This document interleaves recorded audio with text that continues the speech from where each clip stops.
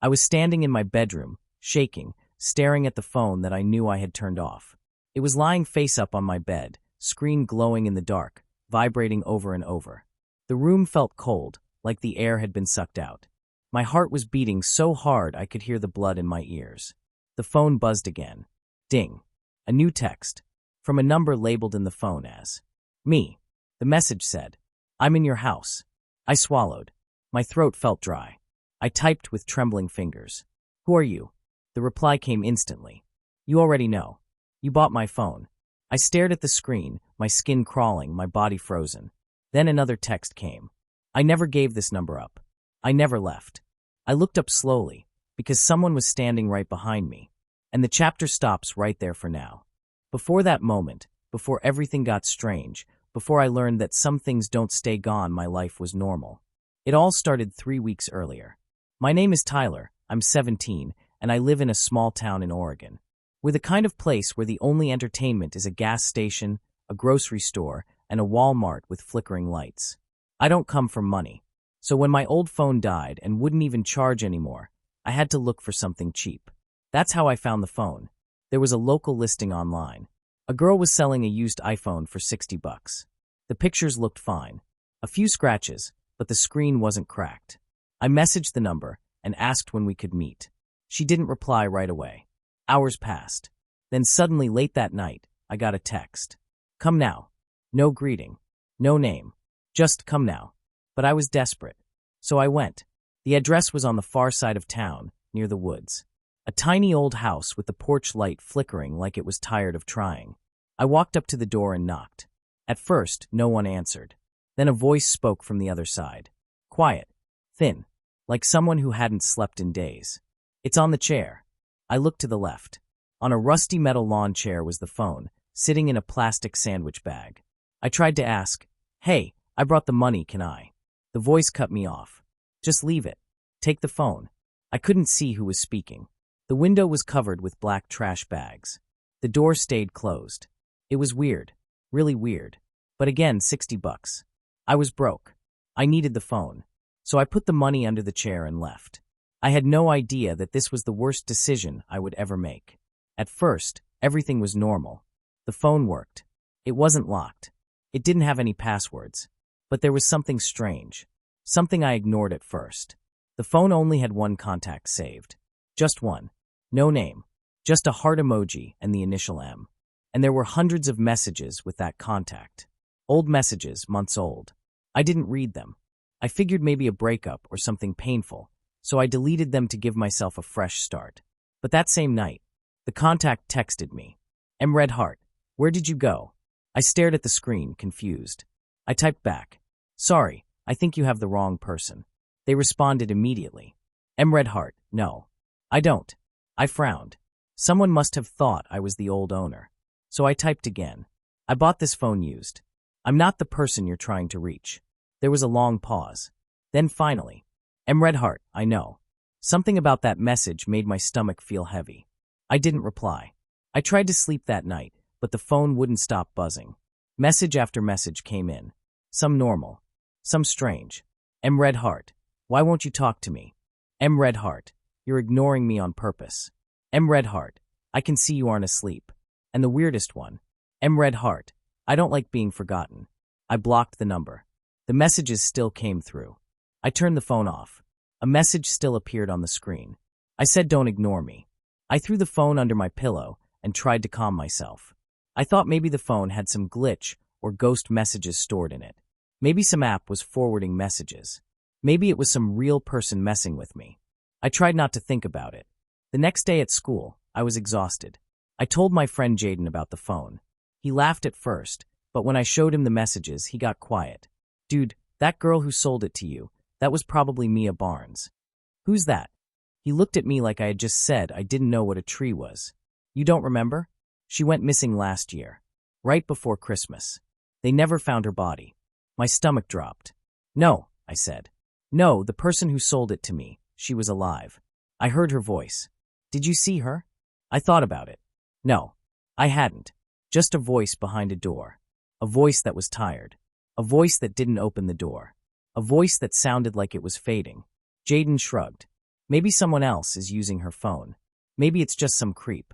That explanation made sense. But I didn't believe it. I felt like someone was watching me. Not just watching, waiting. Waiting for me to reply. I decided I needed to know who the phone belonged to. So I looked up the address where I picked it up. It was in the public records database. The owner of the house was listed as Mia L. Barnes. My hands shook. Jaden stared at the screen. Dude, she was declared dead last month. My breath caught in my throat. Dead. But someone was messaging me. Using her contact name. Or something was messaging me. That night, I left the phone on my dresser, screen down, turned off completely. But at 3:14 a.m., I woke up to the sound of the phone vibrating. I sat up slowly. The phone, still face down, was lit up from underneath.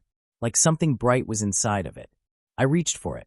The moment my hand touched it, the phone screen flashed on. A new message. From M. Redheart. I want to come back. My heart stopped. I didn't type.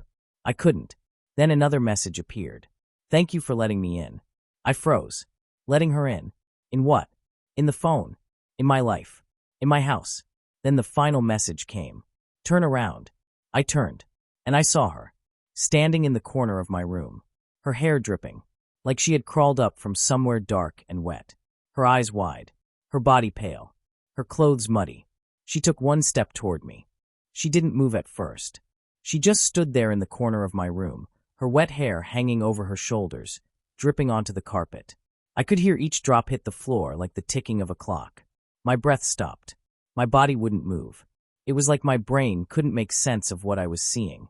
Her skin was pale, almost gray, like it hadn't seen sunlight in months. Her eyes were wide, too wide, and she didn't blink, not once. Her lips were parted, like she was trying to speak, but the words were caught somewhere deep in her throat.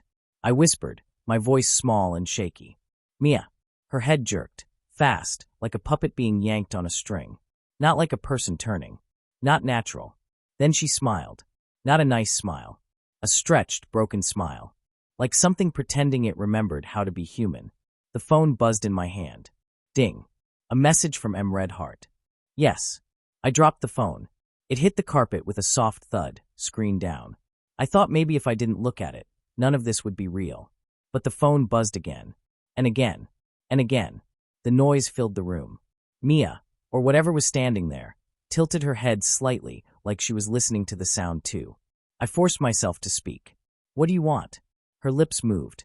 And then her voice came out, but it didn't match her mouth. It came from the phone, still face down on the floor. I want to come home. My whole body went cold. I took one step back. My legs felt like they were made of rubber. She stepped forward. Her feet didn't make a sound. No footprints in the wet carpet. No noise. Just movement. I turned and ran. I didn't think. I didn't look back. I just ran out of my room, down the hallway, down the stairs. I didn't care if I made noise. I didn't care if I woke my mom or dad. I just needed to get out. I flung open the front door and sprinted down the driveway barefoot. The night air was freezing. The street was empty. The only sound was my breathing, ragged and quick. I kept running until I made it 2 blocks away to Jaden's house. I banged on his front door like my life depended on it. Because it did. He opened the door, hair messy, half asleep. Dude, whoa. What happened to you? She was in my room. Mia. She was there. I saw her. She spoke. Bro, she spoke through the phone.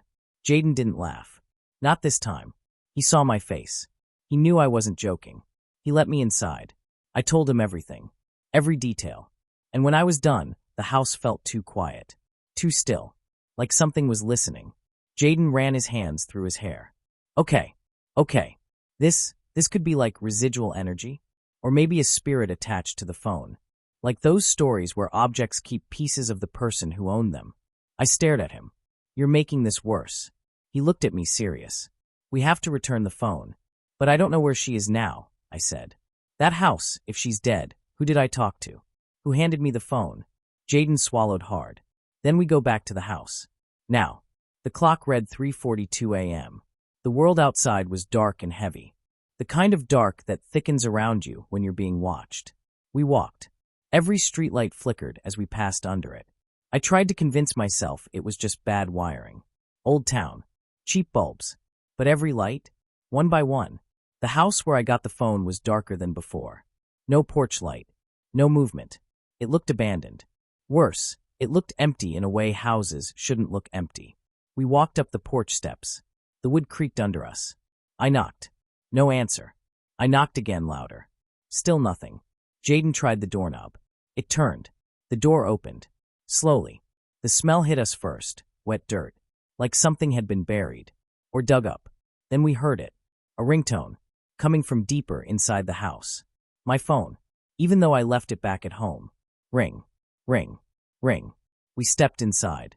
The house was dark. The walls were covered in old photos. Every photo showed the same girl, Mia. But in each picture, her face looked more and more wrong. Her smile too wide. Her eyes too dark. Like the camera caught something that wasn't meant to be seen. The phone continued ringing, calling us deeper into the house. We followed the sound to the basement door. The ringing stopped. Silence. Then we heard scratching. Something moving. Something waiting. Jaden whispered, "If we go down there, we're not coming back." I swallowed, but I opened the door anyway. The smell of earth hit us harder now. The stairs creaked as we stepped down into the darkness. At the bottom of the stairs, there was a single light bulb hanging from the ceiling, swinging slowly even though there was no breeze. And on the dirt floor, there was a shallow grave. The earth had been dug up recently. The phone was lying right on top of the disturbed dirt, screen facing up. The name on the screen said, "Incoming call, M. Redheart." Before I could react, a hand shot out of the dirt. Not pale, not dead, fresh, alive. Someone was trying to crawl out.